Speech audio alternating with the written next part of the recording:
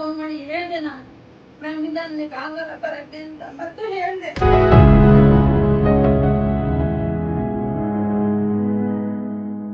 ಬೆಳಗಿದ ಬ್ಯಾಚಿದು ಖುಷಿ ಆಗ್ತಿದೆ ನಿಮ್ಮನ್ನೆಲ್ಲ ಇಲ್ಲಿ ನೋಡೋದಕ್ಕೆ. ಮ್ಯಾಮ್ ನನಗೆ ಬ್ರೈಡಲ್ ಆರ್ಡರ್ಸ್ ಕೊಡ್ತಾ ಇದ್ದಾರೆ ಅಂದ್ರೆ ಸೊ ಮ್ಯಾಮ್ ಸರ್ ಇಂದಾನೆ ಅದು ಕಾರಣ.